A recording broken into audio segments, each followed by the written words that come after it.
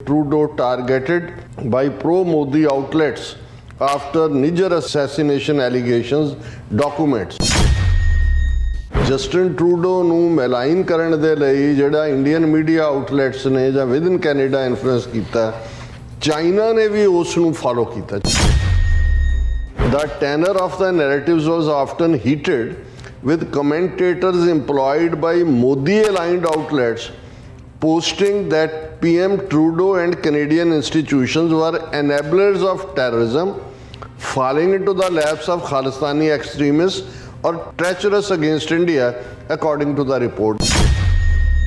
Pro-Modi news outlet ने paint किया कि कैनेडा G7 च आइसोलेट हो रहा है। फिर उन्होंने कहा जी भावें ये जस्टिन ट्रूडो कला रह गया क्योंकि countries allies were not eager to clash with India amidst sanctions on Russia। ਜਿਹੜਾ ਹਾਈ ਕਮਿਸ਼ਨਰ ਸੀ ਕੈਨੇਡਾ ਦਾ ਇੰਡੀਆ 'ਚ ਉਹਨੂੰ ਵੀ ਟਾਰਗੇਟ ਕੀਤਾ ਜੀ, ਸਿੱਖਾਂ ਨੂੰ ਵੀ ਟਾਰਗੇਟ ਕੀਤਾ, ਜਸਟਿਨ ਟਰੂਡੋ ਨੂੰ ਤਾਂ ਕੀਤਾ ਹੀ ਕੀਤਾ। ਇਸ ਦੀ ਰਿਪੋਰਟ ਸੀ ਕਿ ਵੀ ਉਹਨਾਂ ਨੇ ਕਿਵੇਂ ਨੋਮੀਨੇਸ਼ਨਸ ਨੂੰ ਪ੍ਰਭਾਵਿਤ ਕਰਨ ਦੀ ਕੋਸ਼ਿਸ਼ ਕੀਤੀ ਔਰ ਪਾਰਲੀਮੈਂਟ 'ਚ ਕਿਹਨੂੰ ਭੇਜਣਾ ਹੈ ਇਸ ਦੇ ਉੱਤੇ ਵੀ ਉਹਨਾਂ ਨੇ ਆਪਣਾ ਪ੍ਰਭਾਵ ਛੱਡਣ ਦੀ ਕੋਸ਼ਿਸ਼ ਕੀਤੀ। ਇਕੱਲਾ ਇਹੀ ਨਹੀਂ ਵੀ ਉਹਨਾਂ ਨੇ ਕੁਝ ਕੈਂਡੀਡੇਟ ਚੁਣੇ ਜਿਨ੍ਹਾਂ ਨੂੰ ਉਹਨਾਂ ਨੇ ਜਿਤਾਉਣਾ ਸੀ, ਜਗਮੀਤ ਸਿੰਘ ਵਰਗੇ, ਔਰ ਕੋਈ ਹੋਰ ਐਸੇ ਵੀ ਚੁਣੇ ਗਏ ਜਿਨ੍ਹਾਂ ਨੂੰ ਹਰਾਉਣਾ ਸੀ। ਸੋ ਈਵਨ ਉਹਨਾਂ ਨੂੰ ਹਰਾਉਣ ਦੇ ਲਈ ਔਰ ਪ੍ਰੋ ਗਵਰਨਮੈਂਟ ਆਫ ਇੰਡੀਆ ਜਿਤਾਉਣ ਦੇ ਲਈ ਇੰਡੀਅਨ ਗਵਰਨਮੈਂਟ ਨੇ ਸਿੱਧਾ ਇੰਟਰਫੇਰੈਂਸ ਕੀਤਾ। CSIS report said Indian foreign interference efforts also involve intimidation of lawful support of a separate Sikh state in Punjab, viewing anyone engaged in Khalistani separatism as a seditious threat to India's domestic stability. Calling the bombing the largest mass killings in Canadian history, Arya said, even today, the ideology responsible for this terrorist attack is still alive among the few people of India. Now there is a petition on the Parliament portal asking for a new inquiry promoting conspiracy theories promoted by Khalistani extremists. Petition ਸੁਖ ਧਾਲੀਵਾਲ ਨੇ ਕੀਤੀ ਹੈ ਕਿ air India ਜਾਂ ਕਨਿਸ਼ਕਾ ਹਾਦਸੇ ਦੀ independent inquiry ਕਰਵਾਈ ਜਾਏ ਔਰ ਕਿਹਨੂੰ ਸਭ ਤੋਂ ਜ਼ਿਆਦਾ ਤਕਲੀਫ ਹੋਈ ਹੈ। ਜੇ ਸੱਚਮੁੱਚ ਇੰਡੀਅਨ ਸਿਸਟਮ ਜਿਹੜਾ ਕਿ ਸਿੱਖਾਂ ਨੂੰ ਬਲੇਮ ਉਹਨਾਂ ਨੂੰ ਤਾਂ ਵੈਲਕਮ ਕਰਨਾ ਚਾਹੀਦਾ ਸੀ।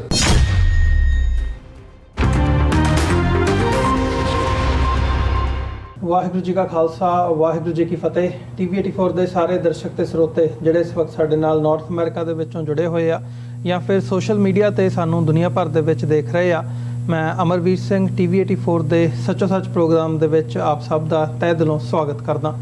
ਵਿਊਅਰਸ, ਹਰ ਰੋਜ਼ ਦੀ ਤਰ੍ਹਾਂ doctor Amarjit Singh Khalistan affairs centre ਦੇ ਸੰਚਾਲਕ ਇਸ ਵਕਤ ਸਾਡੇ ਨਾਲ ਜੁੜੇ ਹੋਏ ਆ ਸਟੂਡੀਓ ਦੇ ਵਿੱਚ। ਆਓ ਉਹਨਾਂ ਨਾਲ ਮਿਲ ਕੇ ਅੱਜ ਦੇ ਸੱਚੋ ਸੱਚ ਪ੍ਰੋਗਰਾਮ ਦੀ ਸ਼ੁਰੂਆਤ ਕਰਦੇ ਹਾਂ। ਡਾਕਟਰ ਸਾਹਿਬ, ਤੁਹਾਡਾ ਸਵਾਗਤ ਹੈ ਜੀ। ਵਾਹਿਗੁਰੂ ਜੀ ਕਾ ਖਾਲਸਾ, ਵਾਹਿਗੁਰੂ ਜੀ ਕੀ ਫਤਿਹ ਜੀ। ਹਾਂ ਜੀ ਅਮਰਵੀਰ ਸਿੰਘ ਜੀ, ਤੁਹਾਨੂੰ ਵੀ ਤੇ ਦੁਨੀਆ ਭਰ 'ਚ ਬੈਠੇ ਸਾਡੇ ਬਹੁਤ ਹੀ ਪਿਆਰੇ ਸੋਹਣੇ ਸਿਆਣੇ TV 84 ਦੇ ਵਿਊਅਰਸ ਨੂੰ ਵੀ ਵਾਹਿਗੁਰੂ ਜੀ ਕਾ ਖਾਲਸਾ, ਵਾਹਿਗੁਰੂ ਜੀ ਕੀ ਫਤਿਹ। ਸਾਡੇ ਬਹੁਤ ਹੀ ਪਿਆਰੇ ਮੁਸਲਮਾਨ ਭੈਣਾਂ ਭਰਾਵਾਂ ਨੂੰ ਅਸਲਾਮ ਅਲੈਕਮ ਜੀ। ਗੰਗਾ ਜਮਨੀ ਤਹਿਜ਼ੀਬ ਦੇ ਹਿੰਦੂ ਤਵੀਆਂ ਨੂੰ ਨਮੋ ਨਮੇ ਜੀ। ਡਾਕਟਰ ਸਾਹਿਬ, ਅੱਜ ਅਸੀਂ 27 ਸਤੰਬਰ 2024 ਤੇ 13 ਅੱਸੂ ਨਾਨਕ ਸ਼ਾਹੀ ਸੰਮਤ 556 ਦੇ ਦਿਨ ਵਿਚਾਰ ਚਰਚਾ ਕਰਨ ਜਾ ਰਹੇ ਹਾਂ। ਤੇ ਅੱਜ ਦੀ ਜਿਹੜੀ ਸ਼ੁਰੂਆਤ ਹੈ ਸ਼ੋਅ ਦੀ ਸਪਾਂਸਰਸ਼ਿਪ ਤੋਂ ਕਰੀਏ। ਹਮੇਸ਼ਾ ਦੀ ਤਰ੍ਹਾਂ ਸਰਦਾਰ ਬਲਬੀਰ ਸਿੰਘ ਸੰਧਾਵਾਲੀਆ UK ਤੋਂ ਤੁਸੀਂ ਹੋ ਕੇ ਆਏ ਹੋ, ਇਹਨਾਂ ਨਾਲ ਪਰਸਨਲੀ ਤੁਹਾਡੀ ਮੁਲਾਕਾਤ ਵੀ ਹੋਈ ਹੈ ਤੇ ਉਹਨਾਂ ਨੇ ਬੜੇ ਪਿਆਰੇ ਸ਼ਬਦਾਂ ਦੇ ਨਾਲ ਆਪਣਾ ਜਿਹੜਾ ਦਸਵੰਧ ਦਾ ਇੱਕ ਹਿੱਸਾ ਭੇਜਿਆ ਹੈ TV 84 ਦੇ ਲਈ ਕਿ ਭਾਈ ਤੁਸੀਂ ਕੌਮ ਦਾ ਕੰਮ ਕਰ ਰਹੇ ਹੋ, ਕੌਮ ਦੇ ਨੈਰੇਟਿਵ ਬਿਲਡਿੰਗ ਦੇ ਵਿੱਚ ਤੁਹਾਡਾ ਯੋਗਦਾਨ ਹੈ। ਸੋ ਇਸ ਪ੍ਰੋਜੈਕਟ ਦੇ ਲਈ ਮੈਂ ਆਪਣਾ ਮੇਰਾ ਜਿਹੜਾ ਤਿਲਫੁਲ ਹੈਗਾ ਉਹ ਪ੍ਰਵਾਨ ਕਰੋ। ਤੇ ਉਹਨਾਂ ਨੇ ਆਉਣ ਵਾਲੇ ਸਮੇਂ ਦੇ ਲਈ ਵੀ ਉਹ ਕੀਤੀ ਹੈ ਕਿ ਜਿਸ ਕਿਸਮ ਦੀ ਸਪੋਰਟ ਤੁਹਾਨੂੰ ਚਾਹੀਦੀ ਹੈ ਅਸੀਂ UK ਦੇ ਵਿੱਚ ਵੀ ਯਤਨ ਕਰੀਏ। ਇੱਕ ਸੁਝਾਅ ਵੀ ਦਿੱਤਾ ਉਹਨਾਂ ਨੇ ਕਿ UK ਦੇ ਵਿੱਚ ਤੁਸੀਂ ਯਤਨ ਕਰੋ ਤੇ ਇੱਥੇ ਜੇ ਥੋੜ੍ਹਾ ਬਹੁਤ ਤੁਸੀਂ ਕੁਛ ਐਸਟੈਬਲਿਸ਼ ਕਰਕੇ ਅੱਗੇ ਤੋਰ ਸਕਦੇ ਹੋ TV 84 ਦੇ ਹਵਾਲੇ ਨਾਲ ਤੇ ਉਹ ਲਾਹੇਵੰਦ ਹੋਵੇਗਾ। ਦੇਖੋ, ਸਭ ਤੋਂ ਪਹਿਲਾਂ ਤਾਂ ਵੀਰ ਬਲਬੀਰ ਸਿੰਘ ਸੰਧਾਵਾਲੀਆ ਉਹਨਾਂ ਦੇ ਸਮੁੱਚੇ ਪਰਿਵਾਰ ਦਾ ਵੀ ਅਸੀਂ ਸ਼ੁਕਰੀਆ ਅਦਾ ਕਰਦੇ ਹਾਂ। UK ਦੀ ਫੇਰੀ ਜਿੱਥੇ ਸਾਡੇ ਲਈ ਵੀ ਚਾਰਜਿੰਗ ਆਫ ਬੈਟਰੀਜ਼ ਸੀ, ਉੱਥੇ ਇੱਕ ਵੱਡੀ ਗਿਣਤੀ ਦੇ ਵਿੱਚ ਜਿਹੜੇ ਵੀਰਾਂ ਭੈਣਾਂ ਦੇ ਨਾਲ ਸਿੱਧੇ ਤੌਰ ਦੇ ਉੱਤੇ ਵੀ ਰਾਬਤਾ ਦੀਵਾਨਾਂ ਦੇ ਵਿੱਚ ਹੋਇਆ ਜੀ, 1-to-1 ਮੁਲਾਕਾਤਾਂ ਰਾਹੀਂ ਵੀ ਜਿਹੜਾ ਬਹੁਤ ਕੁਝ ਜਾਣਨ ਨੂੰ ਮਿਲਿਆ। ਔਰ ਮੈਂ ਸਮਝਦਾ ਵੀ ਆਉਣ ਵਾਲੇ ਸਮੇਂ ਦੇ ਵਿੱਚ ਸਾਡਾ ਜਦੋਂ ਹੋਰ ਵੀ ਆਉਣ ਜਾਣ ਹੋਏਗਾ ਤਾਂ ਮੈਂ ਇਹ ਮਹਿਸੂਸ ਕਰਦਾ, ਜਿਵੇਂ ਮੈਂ ਆਪਣੀ ਆਬਜ਼ਰਵੇਸ਼ਨ 'ਚ ਵੀ ਕਿਹਾ ਸੀ, ਕਿ ਯੂਕੇ ਦੇ ਵਿੱਚ ਐਮੋਸ਼ਨਸ ਰਾ ਐਮੋਸ਼ਨਸ ਨੇ, ਯਾਨੀ ਉਹਨਾਂ ਨੂੰ ਕੋਈ ਬਹੁਤਾ ਵਿੰਗਟੇਡ ਨਹੀਂ ਆਉਂਦਾ, ਸਿੱਧੇ ਸਿੱਧੇ ਜਿਹੜੇ ਨੇ ਉਹ ਭਾਵਾਂ ਦੇ ਨਾਲ, ਐਮੋਸ਼ਨਸ ਦੇ ਨਾਲ ਜੁੜੇ ਹੋਏ ਨੇ, ਪੰਥ ਦੇ ਨਾਲ। ਔਰ ਇਹ ਵਰਤਾਰਾ ਥਰੂ ਆਊਟ ਕੱਲਾ ਇਹੀ ਨਹੀਂ ਕਿ ਉੱਥੇ ਆਮਦ ਦੇ ਦੌਰਾਨ ਅਸੀਂ ਅਜੇ ਪਹਿਲੀ ਵੀਡੀਓ ਜਿਹੜੀ ਮਹਾਰਾਜਾ ਦਲੀਪ ਸਿੰਘ ਦੀ ਕਬਰ ਦੇ ਉੱਤੇ ਖਲੋ ਕੇ ਸਾਨੂੰ ਜਿਹੜਾ ਸਪੌਂਟੇਨੀਅਸ ਜਿਸ ਕਿਸਮ ਦਾ ਮਨ ਦੇ ਵਿੱਚ ਇੱਕ ਵਿਚਾਰਾਂ ਦਾ ਪ੍ਰਵਾਹ ਆਇਆ, ਹਾਲਾਂ ਬਹੁਤ ਸਾਰਾ ਜਜ਼ਬਾਤੀ ਰੌਂ ਸੀ, ਅਥਰੂ ਵੀ ਵਗ ਰਹੇ ਸੀ ਜੀ। ਔਰ ਉਹ ਅੱਜ ਹੀ ਜਦੋਂ ਪੋਸਟ ਹੋਈ ਤਾਂ ਜਿੰਨਾ ਕੁਇਕ ਰਿਸਪੌਂਸ ਪਿਛਲੇ 12 ਘੰਟੇ 'ਚ ਹਜ਼ਾਰਾਂ ਦੀ ਗਿਣਤੀ ਦੇ ਵਿੱਚ ਵਿਊਅਰਸ ਨੇ ਉਸ ਨੂੰ ਦੇਖਿਆ ਵੀ, ਔਰ ਉਸ ਦੇ ਥੱਲੇ ਕਮੈਂਟ ਕਰਨ ਵਾਲਿਆਂ 'ਚ ਬਹੁਤ ਸਾਰੇ ਸਾਡੇ ਯੂਕੇ ਦੇ ਭੈਣ ਭਰਾ ਵੀ ਨੇ ਜਿਨ੍ਹਾਂ ਨੇ ਇਹ ਇੱਕ ਕਿਸਮ ਦਾ ਨਿਹੋਰਾ ਵੀ ਦਿੱਤਾ ਕਿ ਵੀ ਤੁਸੀਂ ਆਏ ਔਰ ਸਾਨੂੰ ਪਤਾ ਨਹੀਂ ਲੱਗਾ। ਸੋ ਅਸੀਂ ਜਿੱਥੇ ਵੀਰ ਬਲਬੀਰ ਸਿੰਘ ਸੰਧਾਵਾਲੀਆ, ਜਿਵੇਂ ਤੁਸੀਂ ਕਿਹਾ ਕਿ ਉਹਨਾਂ ਨੇ ਆਫਰ ਵੀ ਕੀਤਾ ਹੈ ਕਿ ਤੁਸੀਂ ਜੇ ਇੱਥੇ ਵੀ ਇਹਨੂੰ ਐਜ਼ ਏ ਚੈਰਿਟੀ ਰਜਿਸਟਰ ਕਰਵਾਉਂਦੇ ਹੋ। ਅਸੀਂ ਇਹ ਦੱਸਦੇ ਹੀ ਹੈ ਵੀ ਅਮਰੀਕਾ 'ਚ ਸਾਡਾ ਗਲੋਬਲ ਅਫੇਅਰਸ ਮੀਡੀਆ ਜਿਹੜੀ ਬਾਡੀ ਹੈ, ਜਿਸ ਦੀ ਇੱਕ ਆਊਟਲੈਟ ਹੈ TV84, ਇਹ ਐਜ਼ ਏ ਨਾਨ ਪ੍ਰੋਫਿਟ ਐਂਟਿਟੀ ਹੈ। ਔਰ ਇਸੇ ਲਈ ਅਸੀਂ ਇਹ ਵੀ ਬੇਨਤੀ ਕਰਦੇ ਹਾਂ ਕਿ ਜਿਹੜੇ ਸਾਡੇ ਵਿਦਨ ਅਮਰੀਕਾ ਡੋਨਰ ਨੇ ਉਹ ਉਸ ਨੂੰ ਆਪਣੀ ਟੈਕਸ ਰਿਟਰਨ ਦੇ ਵਿੱਚ ਵੀ as a non profit body ਦੇ ਤੌਰ ਤੇ ਜਿਹੜੀ ਟੈਕਸ ਡਿਡਕਟੀਬਲ ਹੁੰਦਾ ਹੈ ਉਸ ਨੂੰ ਫਾਈਲ ਕਰ ਸਕਦੇ ਨੇ। ਸੋ ਅਸੀਂ ਆਉਣ ਵਾਲੇ ਪੀਰੀਅਡ 'ਚ ਦੇਖਾਂਗੇ, ਕਿਉਂਕਿ ਅਦਰਵਾਈਜ਼ ਯੂਕੇ ਦਾ ਜਿਹੜਾ ਸਿਸਟਮ ਹੈ ਉਹਨਾਂ ਦਾ TV ਸਿਸਟਮ ਉਹ ਤਾਂ ਬਹੁਤ ਐਕਸਪੈਂਸਿਵ ਹੈ, ਕਿਉਂਕਿ ਸਕਾਈ ਜਿਹੜਾ ਉਹਨਾਂ ਦਾ ਨੈਟਵਰਕ ਹੈ ਜਿਹਦੇ ਥੱਲੇ ਸਾਰੇ ਚੈਨਲ ਆ ਜਾਂਦੇ ਨੇ, ਉਹਦੇ 'ਚ to begin with 2-2.5 lakh pound ਦੇਣ ਦਾ ਹੁੰਦਾ ਹੈ। ਫਿਰ ਐਵਰੀ ਮੰਥ 40-50 ਹਜ਼ਾਰ ਡਾਲਰ ਜਿਹੜਾ ਹੈ ਉਹਨਾਂ ਦੀ ਜਿਹੜਾ ਹੈ ਉਹ ਖਰਚਾ ਜਾਂ ਉਸ ਕਿਸਮ ਦਾ ਹੈ। ਸੋ ਅਸੀਂ ਤਾਂ ਇੱਥੇ ਵੀ ਬੜੀ ਮੁਸ਼ਕਿਲ ਦੇ ਨਾਲ ਸਰਵਾਈਵ ਕਰਨ ਦੀ ਕੋਸ਼ਿਸ਼ ਕਰ ਰਹੇ ਹਾਂ, ਲੇਕਿਨ ਫਿਰ ਵੀ ਅਸੀਂ ਇਸ ਨੂੰ ਜ਼ਰੂਰ ਐਕਸਪਲੋਰ ਕਰਾਂਗੇ। ਇਸੇ ਤਰ੍ਹਾਂ ਸਾਡੇ ਵੀਰ ਢਿੱਲੋਂ ਸਾਹਿਬ ਜਿਨ੍ਹਾਂ ਨਾਲ ਸਰ ਬਲਬੀਰ ਸਿੰਘ ਸੰਧਾਵਾਲੀਆ ਨੇ ਮਿਲਾਇਆ ਜੀ, ਉਹਨਾਂ ਨੇ ਕਿਹਾ ਜੀ ਲੰਡਨ 'ਚ ਮੇਰਾ ਵੈਲ ਇਕੁਇਪਡ ਜਿਹੜਾ ਸਟੂਡੀਓ ਹੈ ਤੁਹਾਡੇ ਲਈ ਹਾਜ਼ਰ ਹੈ, ਤੁਸੀਂ ਕੋਈ ਵੀ ਕਦੇ ਵੀ ਸਾਡੀਆਂ ਸੇਵਾਵਾਂ ਜਿਹੜੀਆਂ ਨੇ ਉਹ ਤੁਹਾਡੇ ਲਈ ਹਾਜ਼ਰ ਨੇ। ਸੋ ਅਸੀਂ ਸਮੁੱਚੇ ਆਪਣੇ ਇਹਨਾਂ ਵੀਰਾਂ ਭੈਣਾਂ ਦਾ, ਖਾਸ ਤੌਰ 'ਤੇ ਸਰ ਬਲਬੀਰ ਸਿੰਘ ਸੰਧਾਵਾਲੀਆ ਜਿਨ੍ਹਾਂ ਨਾਲ ਤੁਹਾਡਾ ਕੱਲ੍ਹ ਹੀ ਰਾਬਤਾ ਹੋਇਆ ਔਰ ਇਹਨਾਂ ਦਾ ਸ਼ੁਕਰੀਆ ਅਦਾ ਕਰਦੇ ਹਾਂ। ਜੀ ਡਾਕਟਰ ਸਾਹਿਬ, ਬਿਲਕੁਲ ਗੱਲਬਾਤ ਹੁਣ ਤੋਰੀਏ ਜਿਹੜੀਆਂ ਸਿਆਸੀ ਤੌਰ ਦੇ ਉੱਤੇ ਜਾਂ ਅਦਰਵਾਈਜ਼ ਡਿਵੈਲਪਮੈਂਟਸ ਹੋ ਰਹੀਆਂ ਨੇ ਤੇ ਵੱਡੀਆਂ ਖਬਰਾਂ ਇਸ ਵਕਤ ਸਾਡੇ ਸਾਹਮਣੇ ਆ ਰਹੀਆਂ ਨੇ। ਸੋ ਅੱਜ ਦਾ ਜਿਹੜਾ ਪਹਿਲਾ ਟੌਪਿਕ ਹੈ ਉਹ ਅਸੀਂ ਮਤਲਬ ਜਿਹੜੀ ਸਾਡੀ ਸਟਰਗਲ ਦੇ ਨਾਲ ਰਿਲੇਟਡ ਹੀ ਹੈ। ਇਸ ਵਕਤ ਜਦੋਂ ਅਸੀਂ ਪਿਛਲੇ 1 ਸਾਲ ਤੋਂ ਸਵਾ ਸਾਲ ਤੋਂ ਦੇਖ ਰਹੇ ਹਾਂ ਜਿਵੇਂ ਦਾ ਕੈਨੇਡਾ ਤੇ ਇੰਡੀਆ ਦੇ ਰਿਲੇਸ਼ਨਸ਼ਿਪ ਦੇ ਵਿੱਚ ਤਰੇੜ ਆਈ ਹੈ ਤੇ ਉਹਨੂੰ ਲੈ ਕੇ ਜਿਹੜੀਆਂ ਇਨਕੁਆਇਰੀਜ਼ ਨੇ ਉਹ ਵੀ ਹੋ ਰਹੀਆਂ ਨੇ। ਉਹ ਜਿਹੜੀਆਂ ਹੁਣ ਕੈਨੇਡੀਅਨ ਏਜੰਸੀਜ਼ ਨੇ, ਹਾਲਾਂਕਿ ਇਹਨਾਂ ਦੀ ਰਿਪੋਰਟਿੰਗ ਤੇ 2018-19 ਤੋਂ ਜਾਂ ਜਦੋਂ ਤੋਂ ਜਸਟਿਨ ਟਰੂਡੋ ਦੀ ਫੇਰੀ ਸੀਗੀ ਭਾਰਤ ਦੇ ਵਿੱਚ, ਉਹਨਾਂ ਨੇ ਕੋਲਡ ਸ਼ੋਲਡਰ ਦਿੱਤਾ ਤੇ ਉਸ ਨੂੰ ਲੈ ਕੇ ਇੰਟਰਨਲੀ ਤੇ ਉਦੋਂ ਤੋਂ ਹੀ ਚਰਨਿੰਗ ਹੋਣੀ ਸ਼ੁਰੂ ਹੋ ਗਈ ਸੀ, ਰਿਪੋਰਟਾਂ ਬਣਨੀਆਂ ਸ਼ੁਰੂ ਹੋ ਗਈਆਂ ਸੀ। ਪਰ ਹੁਣ ਜਿਹੜਾ ਅਸੀਂ ਦੇਖ ਰਹੇ ਹਾਂ ਵੀ ਸਾਡੇ ਸਾਹਮਣੇ ਉਹ ਗੱਲਾਂ ਹੁਣ ਆ ਰਹੀਆਂ ਨੇ ਇਸ ਲੰਘੇ ਸਾਲ ਦੇ ਵਿੱਚ, ਉਹ RCMP ਦੇ ਹਵਾਲੇ ਨਾਲ ਹੋਵੇ, ਸੀਸਸ ਦੇ ਹਵਾਲੇ ਨਾਲ ਹੋਵੇ, ਹੋਰ ਜਾਂ ਜਿਹੜੀਆਂ ਇਹਨਾਂ ਦੀਆਂ ਪਾਰਲੀਮੈਂਟਰੀ ਕਮਿਸ਼ਨਸ ਬਣਦੇ ਆ ਉਹਨਾਂ ਦੇ ਹਵਾਲੇ ਨਾਲ ਹੋਣ, ਉਹ ਰਿਪੋਰਟਾਂ ਜਾਂ ਉਹ ਡੀਟੇਲਸ ਸਾਡੇ ਸਾਹਮਣੇ ਹੁਣ ਆ ਰਹੀਆਂ ਨੇ ਵੀ ਭਾਈ ਏਜੰਸੀਆਂ ਜਿਹੜੀਆਂ ਕੈਨੇਡਾ ਦੀਆਂ ਨੇ ਉਹ ਭਾਰਤ ਦੇ ਨਾਲ ਵਿਗੜਦੇ ਸਬੰਧਾਂ ਨੂੰ ਕਿਵੇਂ ਦੇਖ ਰਹੀਆਂ ਨੇ ਤੇ ਕਿਵੇਂ ਉਹ ਡੀਲ ਕਰ ਰਹੀਆਂ ਨੇ, ਖਾਸ ਤੌਰ ਤੇ ਜਦੋਂ ਅਸੀਂ ਕੈਨੇਡੀਅਨ ਮਾਮਲਿਆਂ ਦੇ ਵਿੱਚ ਇੰਡੀਅਨ ਇੰਟਰਫੀਰੈਂਸ ਦੀ ਗੱਲ ਕਰਦੇ ਹਾਂ। ਸੋ ਅੱਜ ਵੀ 2 ਅਜਿਹੀਆਂ ਰਿਪੋਰਟਸ ਸਾਡੇ ਸਾਹਮਣੇ ਹੈਗੀਆਂ ਨੇ ਮੀਡੀਆ ਦੇ ਵਿੱਚ, ਕੈਨੇਡੀਅਨ ਮੀਡੀਆ ਦੇ ਵਿੱਚ ਜਿਹੜੀਆਂ ਲੱਗੀਆਂ ਨੇ। ਇੱਕ ਤੇ ਇਹ ਕਿ ਕੈਨੇਡਾ ਦੇ ਜਿਹੜੇ ਪ੍ਰਧਾਨ ਮੰਤਰੀ ਨੇ ਜਸਟਿਨ ਟਰੂਡੋ, ਉਹਨਾਂ ਨੂੰ ਕਿਵੇਂ ਟਾਰਗੇਟ ਕੀਤਾ ਗਿਆ ਮੋਦੀ ਪੱਖੀ ਮੀਡੀਆ ਦੇ ਵੱਲੋਂ। ਨਾਲ ਹੀ ਨਾਲ ਜਦੋਂ ਅਸੀਂ ਇੰਟਰਫੀਰੈਂਸ ਦੀ ਗੱਲ ਕਰਦੇ ਹਾਂ ਉਸ ਹਵਾਲੇ ਨਾਲ ਵੀ। ਸੋ ਇਸ ਸਾਰੇ ਪਾਰਟ ਦੇ ਸੈਂਟਰ ਦੇ ਵਿੱਚ ਸਿੱਖ ਸਟਰਗਲ ਹੈਗੀ ਆ। ਉਹ ਅੱਜ ਅਸੀਂ 1984 ਨੂੰ ਜੈਨੋਸਾਈਡ ਵਜੋਂ ਮਾਨਤਾ ਦਿਵਾਉਣ ਦੀ ਗੱਲ ਹੋਵੇ, ਸਿੱਖ ਸਟਰਗਲ ਨੂੰ ਇੱਕ ਲੈਜਿਟਮਾਈਜ਼ ਤਰੀਕੇ ਦੇ ਨਾਲ, ਜਿਸ ਤਰੀਕੇ ਦੇ ਨਾਲ ਅਸੀਂ ਯੂਨਾਈਟਿਡ ਨੇਸ਼ਨਸ ਦੇ ਚਾਰਟਰ ਦੇ ਅਧੀਨ ਜਾਂ ਇੰਟਰਨੈਸ਼ਨਲ ਲਾਅ ਦੇ ਅਧੀਨ ਅਸੀਂ ਉਹਨੂੰ ਲੜ ਰਹੇ ਹਾਂ, ਤੇ ਉਸ ਨੂੰ ਉਸ ਪਰਸਪੈਕਟਿਵ ਦੇ ਵਿੱਚ ਦੇਖਣ ਦੀ ਗੱਲ ਹੋਵੇ, ਟੈਰਰਿਜ਼ਮ ਦੇ ਨਾਲ ਨਖੇੜ ਕੇ ਉਹ ਵੀ ਉਸੇ ਤਰੀਕੇ ਦੇ ਨਾਲ ਜਾਰੀ ਹੈ। ਤੇ 1984 ਤੋਂ ਲੈ ਕੇ ਖਾਸ ਤੌਰ ਤੇ ਜਦੋਂ ਅਸੀਂ 에ਅਰ ਇੰਡੀਆ ਬੰਬਿੰਗ ਦੀ ਗੱਲ ਕਰਦੇ ਹਾਂ, ਕਿਵੇਂ ਜਿਹੜੀ ਸਿੱਖ ਸਟਰਗਲ ਸੀ ਉਹਨੂੰ ਟੈਰਰਿਜ਼ਮ ਦੇ ਨਾਲ ਨੱਥੀ ਕੀਤਾ ਗਿਆ, ਜੋੜਿਆ ਗਿਆ। ਉਸ ਤੋਂ ਬਾਅਦ ਅੱਜ ਅਸੀਂ ਉਹ ਦੁਬਾਰਾ ਉਸ ਚੀਜ਼ ਦੀ ਰਿਵਾਈਵਲ ਦੇਖ ਰਹੇ ਹਾਂ। ਸੋ ਇਹ ਸਾਰੇ ਮਾਮਲਿਆਂ ਦੇ ਉੱਤੇ ਜਿਹੜੀਆਂ ਖਬਰਾਂ ਨੇ, ਮੈਂ ਚਾਹੂੰਗਾ ਸਾਡੇ ਦਰਸ਼ਕਾਂ ਦੇ ਨਾਲ ਅਸੀਂ ਉਹ ਸਾਂਝੀਆਂ ਵੀ ਕਰੀਏ, ਜਿਹੜੀਆਂ ਡਿਵੈਲਪਮੈਂਟਸ ਕੈਨੇਡਾ ਦੇ ਵਿੱਚ ਖਾਸ ਤੌਰ ਤੇ ਬੀਤੇ 2-3 ਦਿਨਾਂ ਦੇ ਵਿੱਚ ਹੋਈਆਂ ਨੇ। ਦੇਖੋ, ਕਿਸੇ ਵੀ ਮੂਵਮੈਂਟ ਦਾ ਇੱਕ ਬੈਟਲ ਗਰਾਊਂਡ ਹੁੰਦਾ ਹੈ, ਰਣ ਭੂਮੀ ਹੁੰਦੀ ਹੈ। ਦੂਸਰਾ ਫਿਰ ਉਸ ਦੇ ਕਿੱਥੇ ਕਿੱਥੇ ਸਪੋਰਟ ਬੇਸ ਹੈ, ਕਿੱਥੋਂ ਕਿੱਥੋਂ ਕੀ ਮਦਦ ਨਿਕਲ ਰਹੀ ਹੈ, ਇਹ ਡਿਸਕਸ ਕੀਤਾ ਜਾਂਦਾ। ਮੈਨੂੰ ਇਹ ਲੱਗਦਾ ਹੈ ਕਿ ਵੀ ਪੰਜਾਬ ਜਿਹੜਾ ਸਾਡਾ ਹੋਮਲੈਂਡ ਹੈ ਔਰ ਜਿਹੜਾ ਨਿਊਕਲੀਅਸ ਹੋਣਾ ਹੈ ਖਾਲਿਸਤਾਨ ਦੀ ਕਾਇਮੀ ਵੇਲੇ ਜ਼ਾਹਰ ਹੈ, ਉਸ ਨਾਲ ਜੁੜਿਆ ਹੋਇਆ ਸਾਡਾ ਹਿਮਾਚਲ, ਹਰਿਆਣਾ, ਰਾਜਸਥਾਨ, ਗੰਗਾਨਗਰ, ਹਨੂਮਾਨਗੜ੍ਹ, ਇਹ ਸਾਰੇ ਏਰੀਏ ਔਰ ਹਿਮਾਚਲ ਹਿਲਸ, ਉਹ ਸਾਡਾ ਸਾਰਾ ਹਿੱਸਾ ਹੈ। ਪਰ ਮੈਨੂੰ ਇਹ ਲੱਗਦਾ ਹੈ ਕਿ ਇੱਕ ਸਟਰਗਲ ਜਿਹੜੀ ਆਰਮਡ ਸਟਰਗਲ ਵੀ ਬਣੀ ਇੱਕ ਸਟੇਜ ਤੇ ਪੰਜਾਬ ਦੀ ਧਰਤੀ ਤੇ ਜੀ, ਹੁਣ ਵੀ ਇੱਕ ਪੋਲੀਟੀਕਲ ਰੱਸਾਕਸ਼ੀ ਜੇ ਕਹਿਣਾ ਹੋਏ, ਜਿਸ ਅੰਦਾਜ਼ 'ਚ ਭਾਈ ਅੰਮ੍ਰਿਤਪਾਲ ਸਿੰਘ ਹੋਰਾਂ ਨੂੰ ਇਹਦੇ ਬਾਵਜੂਦ ਕਿ 2 ਲੱਖ ਤੋਂ ਜ਼ਿਆਦਾ ਵੋਟਾਂ ਦੇ ਨਾਲ ਉਹ ਜਿੱਤੇ ਨੇ, ਸਟਿਲ NSA ਦੇ ਥੱਲੇ ਹੋਲਡ ਕੀਤਾ ਹੋਇਆ। ਇੱਕ ਲੜਾਈ ਤਾਂ ਪੰਜਾਬ ਦੇ ਵਿੱਚ ਇੰਡੀਅਨ ਏਜੰਸੀਆਂ ਪੂਰੇ ਜ਼ੋਰ ਨਾਲ ਸਿੱਖ ਸੈਂਟੀਮੈਂਟ ਨੂੰ ਦਬਾਉਣ ਲਈ, ਸਿੱਖਾਂ ਦੇ ਉੱਤੇ ਉਸ ਕਿਸਮ ਦੀ ਟਿਰਨੀ ਜੋ ਕਿ 4 ਦਹਾਕਿਆਂ ਤੋਂ ਜਾਰੀ ਹੈ, ਉਸ ਦੇ ਵਿੱਚ ਉਹਨਾਂ ਨੇ ਉਹਨੂੰ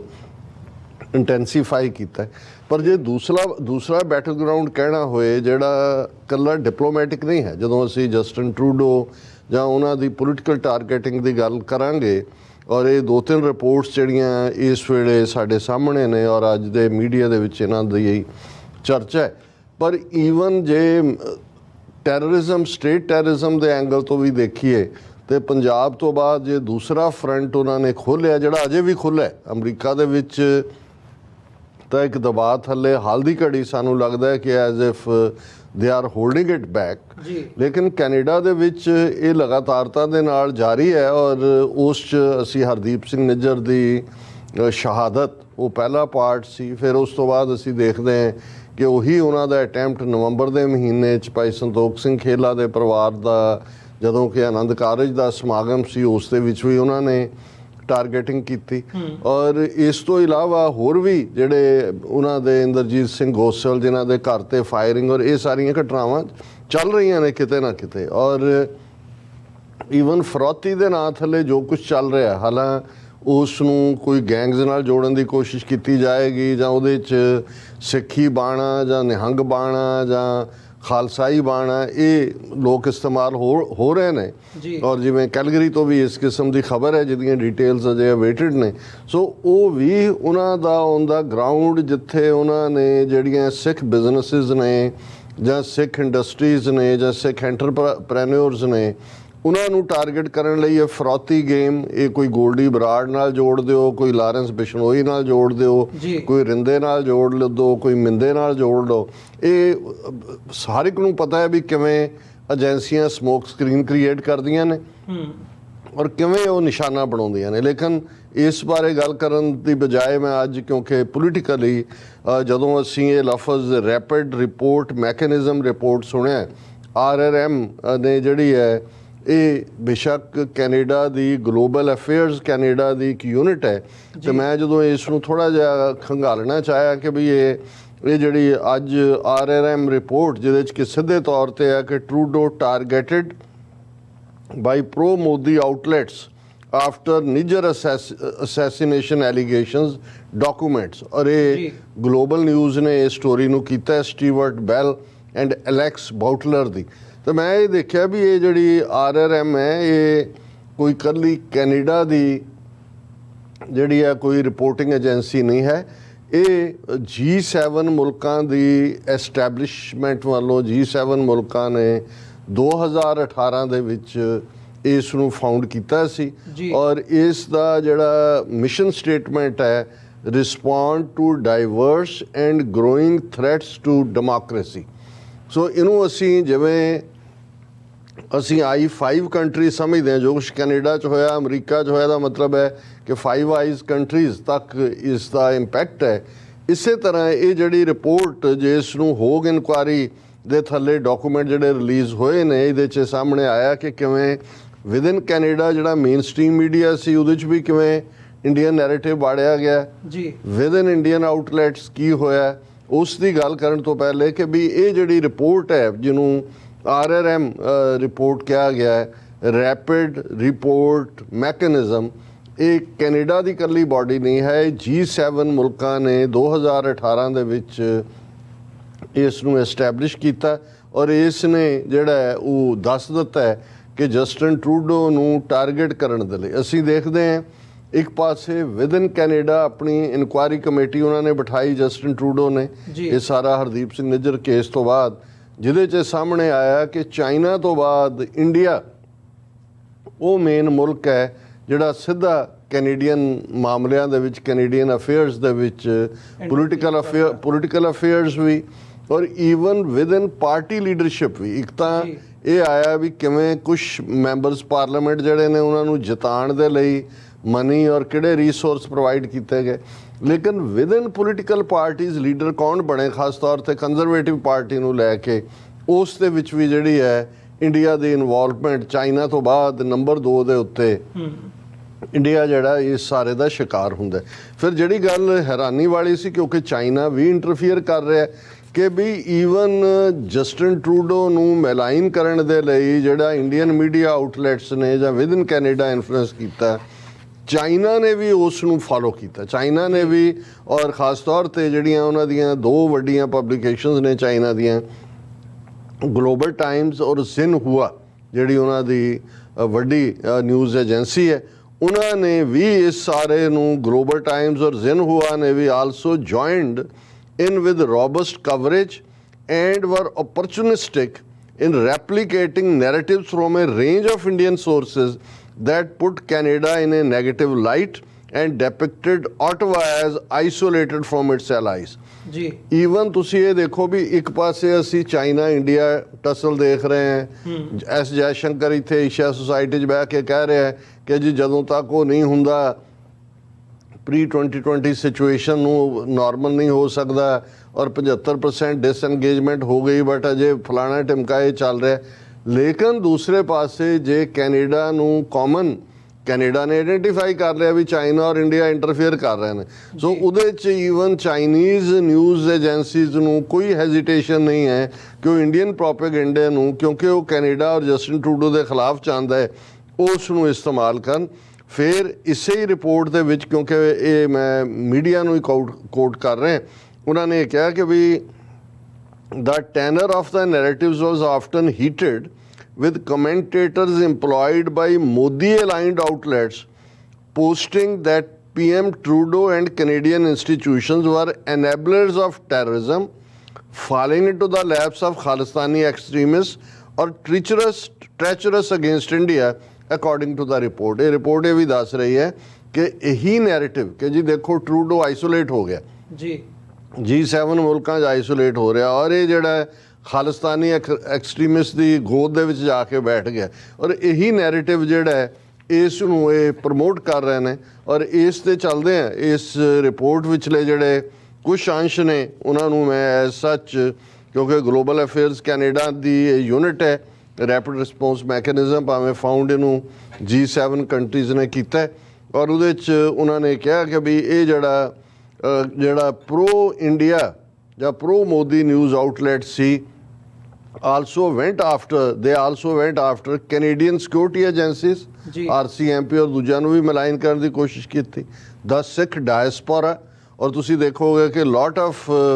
hate ਸਿੱਖਾਂ ਦੇ ਅਗੇਂਸਟ, ਔਰ ਈਵਨ ਕੁਛ ਜਿਹੜੇ ਨੇ ਹੇਟ ਕ੍ਰਾਈਮ ਵੀ ਸਿੱਖਾਂ ਦੇ ਖਿਲਾਫ ਹੋਏ, ਔਰ ਉਹਦੇ 'ਚ ਈਵਨ ਕੈਨੇਡਾ ਵਿਚਲੇ ਜਿਹੜੇ ਰਾਈਟ ਵਿੰਗਰ ਪ੍ਰੋ ਕੰਜ਼ਰਵੇਟਿਵ ਨੇ ਉਹਨਾਂ ਨੂੰ ਵੀ, ਉਹ ਵੀ ਇਸ ਜਹਾਜ਼ ਦੇ ਉੱਤੇ ਚੜ੍ਹੇ, ਜਿਹੜਾ ਸ਼ੋਅ ਕਰਦਾ ਹੈ ਕਿ ਕਿੰਨਾ ਨੈਫੀਰੀਅਸ ਏਜੰਡਾ ਹੈ ਇੰਡੀਅਨ ਏਜੰਸੀਆਂ ਦਾ ਰਾਹ ਦਾ, ਕਿ ਉਹਨਾਂ ਨੇ ਦੇ ਵੈਂਟ after Canadian security agencies,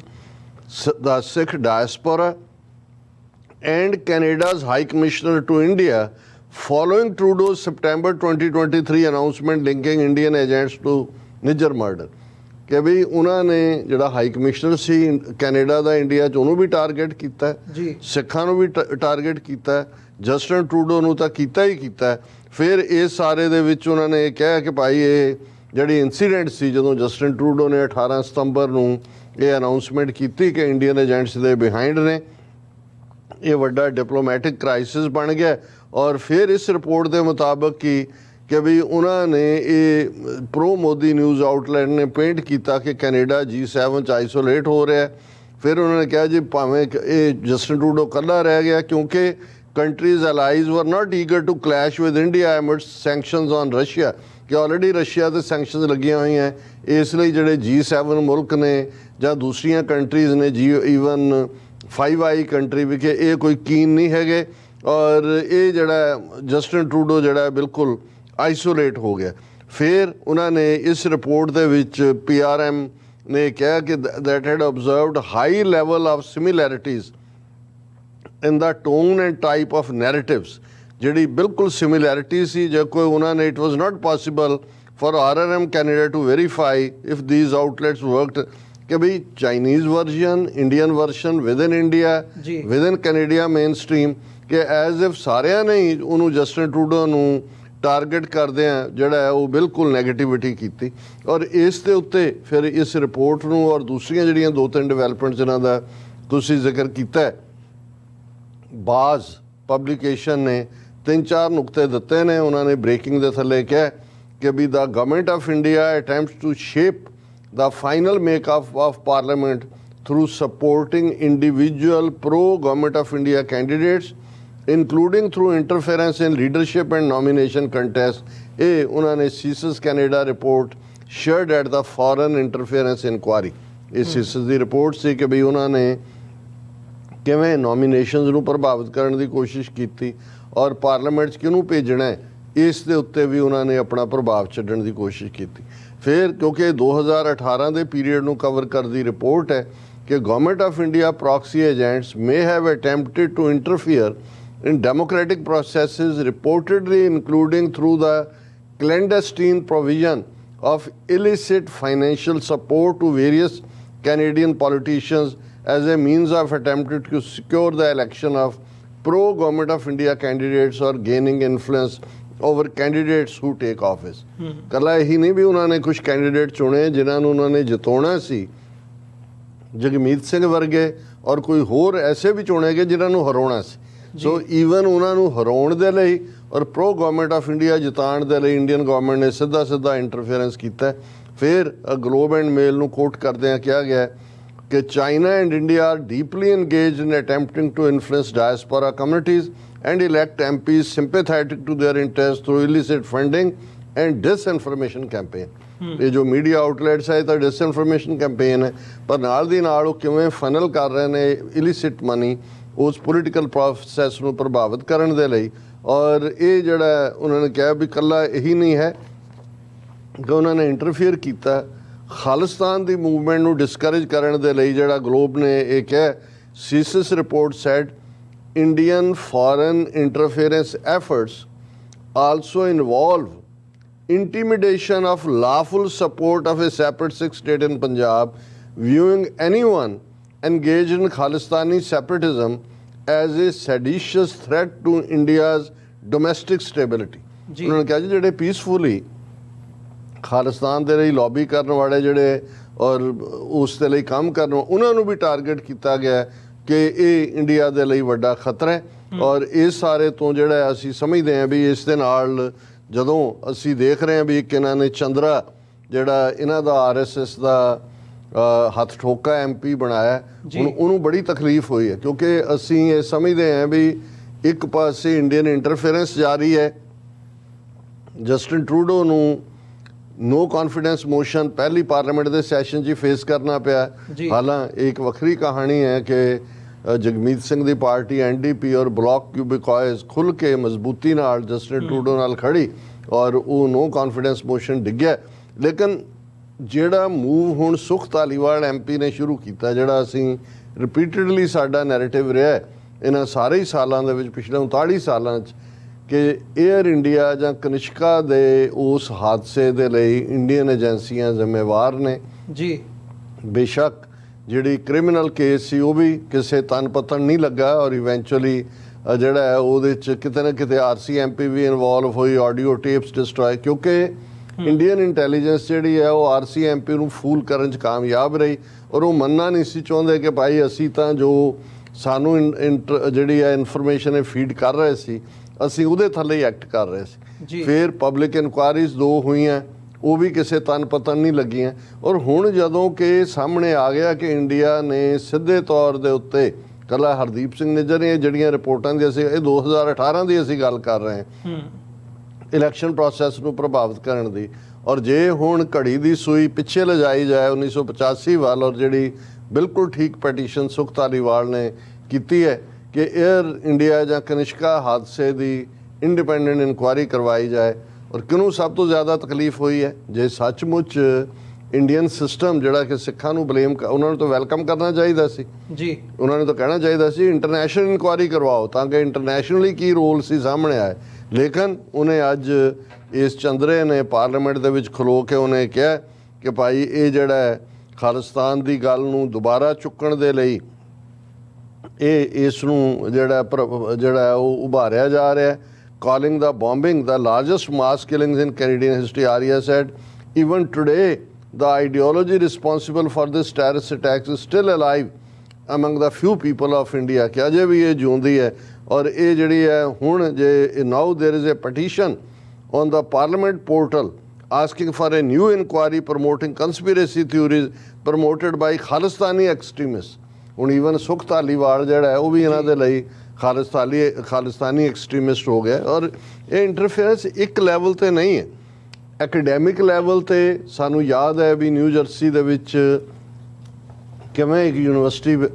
the professor head of the history department south Asian studies, ਉਹਨੇ ਇੰਟਰਨੈਸ਼ਨਲ ਸੈਮੀਨਾਰ ਆਨਲਾਈਨ ਰੱਖਿਆ ਕਿ ਭਾਈ ਹਿੰਦੂਤਵਾਦੀ ਆਈਡੀਓਲੋਜੀ ਕਿਵੇਂ ਇੱਕ ਫਾਸ਼ਿਸਟ ਆਈਡੀਓਲੋਜੀ ਔਰ ਕਿੰਨਾ ਵੱਡਾ ਖਤਰਾ ਹੈ, ਔਰ ਕਿਵੇਂ ਉਸ ਨੂੰ ਹਰਾਸ ਕੀਤਾ ਗਿਆ, ਉਹਨੂੰ ਆਪਣੇ ਸਾਰੇ ਅਕਾਊਂਟ ਬੰਦ ਕਰਨੇ ਪਏ। ਔਰ ਇਹ ਵੀ ਰਿਪੋਰਟ ਅੱਜ ਦੀ ਜਿਹੜੀ ਬੜੀ ਡੀਟੇਲ ਹੈ, ਮੈਂ ਵਕਤ ਨੂੰ ਦੇਖਦੇ ਹਾਂ ਡੀਟੇਲ 'ਚ ਨਹੀਂ ਜਾਵਾਂਗਾ, ਪਰ ਇੱਕ ਕੈਨੇਡੀਅਨ ਯੂਨੀਵਰਸਿਟੀ ਦੇ ਵਿੱਚ ਕਨਕੋਰਡੀਆ ਯੂਨੀਵਰਸਿਟੀ ਹੈ, ਉੱਥੇ ਜਿਹੜਾ ਇੱਕ ਸੈਮੀਨਾਰ ਜਾਂ ਇੱਕ ਡਿਸਕਸ਼ਨ ਰੱਖੀ ਗਈ ਸੀ, coalition of Hindus of north India and Canadian organization for Hindu heritage education, ਔਰ ਇਹ ਜਿਹੜੀ ਹੈ ਉਹਨਾਂ ਨੇ ਪੁੱਟ ਆਊਟ, ਜਿਹੜਾ ਉਹਨਾਂ ਨੇ ਇਸ ਦੀ ਪੈਨਲ ਡਿਸਕਸ਼ਨ ਦੇ ਉੱਤੇ ਉਹਨੂੰ ਜਿਹੜੀਆਂ ਹਿੰਦੂਤਵੀ ਆਰਗੇਨਾਈਜੇਸ਼ਨ ਸੀ ਉਹਨਾਂ ਨੇ ਹਿੰਦੂ ਫੋਬੀਆ ਕਹਿ ਕੇ ਜਿਹੜਾ ਉਹ ਕੈਂਸਲ ਕਰਾਈ। ਪਹਿਲਾਂ ਸਾਈਟ ਚੇਂਜ ਕਰਵਾਇਆ ਯੂਨੀਵਰਸਿਟੀ ਨੇ, 24 ਆਵਰ ਬਿਫੋਰ ਉਹਨੂੰ ਕੈਂਸਲ ਕੀਤਾ। ਫਿਰ ਉਹਨਾਂ ਨੇ ਨੇੜੇ ਲੱਗਦਾ ਹਾਲ ਲਿਆ, ਉੱਥੇ ਵੀ ਕਿਵੇਂ ਉਹਨਾਂ ਨੂੰ ਹਰਾਸ ਕੀਤਾ ਗਿਆ ਪਾਰਟਿਸਿਪੇਟ ਕਰਨ ਵਾਲਿਆਂ ਨੂੰ। ਔਰ ਇਹਦੀ ਹੈਡਲਾਈਨ ਹੀ ਹੈ ਕਿ Hindu far right pressured a Canadian university into cancelling a critical lecture, exploiting the language of anti-racism and multiculturalism. Hindu nationalists are promoting their far-right ideology in Canada. और फिर even इस दे विच ही mention है कि किवें इस चंद्रा आर्या ने पिछले टाइम च हिंदू हैरीटेज मंथ ਦੇ ਨਾਂ ਥੱਲੇ RSS ਦਾ ਜਿਹੜਾ ਝੰਡਾ ਹੈ, ਜਿਹੜਾ ਕਿ RSS ਦੀ ਆਈਡੀਓਲੋਜੀ ਨਾਜ਼ੀ ਆਈਡੀਓਲੋਜੀ ਹੈ, ਉਹ ਅਨਫਰਲ ਕੀਤਾ। ਔਰ ਇਸ ਦੇ ਨਾਲ ਨਾਲ ਈਵਨ ਇਹ ਵੀ ਸਾਹਮਣੇ ਹੈ ਇੱਕ ਪੂਰੀ report, former Canadian politician suspected of working for foreign government, ਇਹ ਸੀਸਸ ਦੀ ਰਿਪੋਰਟ ਹੈ। ਇਸ ਦੇ ਉੱਤੇ ਅਸੀਂ ਫਿਰ ਆਉਣ ਵਾਲੇ ਦਿਨਾਂ 'ਚ ਕਿਸੇ ਦਿਨ ਗੱਲਬਾਤ ਕਰਾਂਗੇ। ਜੀ ਡਾਕਟਰ ਸਾਹਿਬ, ਬਿਲਕੁਲ ਜਿਵੇਂ ਤੁਸੀਂ ਕਿਹਾ ਵੀ ਜਿਹੜੀ ਇਹ ਇੰਟਰਫੀਰੈਂਸ ਹੈ ਇਹ ਵੱਖੋ ਵੱਖਰੇ ਲੈਵਲ ਦੇ ਉੱਤੇ ਸਾਈਮਲਟੇਨੀਅਸਲੀ ਚੱਲ ਰਹੀ ਹੈ। ਸੋ ਸਾਡੀ ਕੋਸ਼ਿਸ਼ ਹੈ, ਜਿਹੜੇ ਸਾਡੇ ਨਾਲ ਦਰਸ਼ਕ ਵੀ ਜੁੜੇ ਹੋਏ ਨੇ, ਵੀ ਜਿਹੜੀਆਂ ਡਿਵੈਲਪਮੈਂਟਸ ਹੋ ਰਹੀਆਂ ਨੇ ਅਸੀਂ ਉਹਦੇ 'ਤੇ ਅੱਖ ਰੱਖੀਏ ਅਤੇ ਤੁਹਾਡੇ ਨਾਲ, ਸਾਡੇ ਦਰਸ਼ਕਾਂ ਦੇ ਨਾਲ ਜਿਹੜੀ ਵੱਧ ਤੋਂ ਵੱਧ ਜਾਣਕਾਰੀ ਹੈ ਸਾਂਝੇ ਕਰਦੇ ਰਹੀਏ। ਸੋ ਇਸੇ ਦੇ ਨਾਲ ਵਿਊਅਰਸ ਇੱਥੇ ਇੱਕ ਛੋਟੇ ਜਿਹੇ ਕਮਰਸ਼ੀਅਲ ਬ੍ਰੇਕ ਦੇ ਲਈ ਰੁਕਾਂਗੇ। ਬ੍ਰੇਕ ਤੋਂ ਬਾਅਦ ਗੱਲਬਾਤ ਨੂੰ ਅੱਗੇ ਤੋਰਦੇ ਹਾਂ। ਇਸੇ ਤਰ੍ਹਾਂ ਸਾਡੇ ਨਾਲ ਜੁੜੇ ਰਹੋ।